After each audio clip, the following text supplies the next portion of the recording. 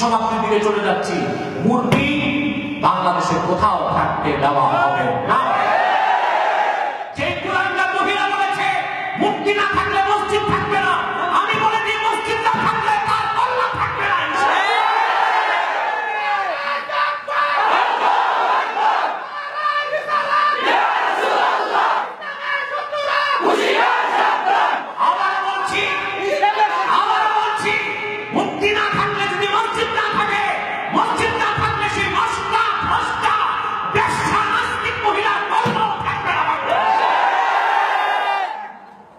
সালমান রুশদিকে তো রক্ষা করতে পারে নাই, তাসলিমাকে তো বাংলাদেশে রাখতে পারে নাই, মসজিদ পুড়িয়ে দেওয়ার হুমকি যে দিয়েছে সেও বাংলাদেশে থাকতে পারে নাই।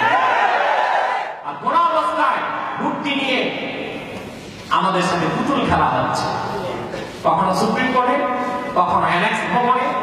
আমার ভয় হচ্ছে না যদি মূর্তি আবার বাইতুল মুকাররমের দক্ষিণ গেটে বসায় দেওয়া হয়।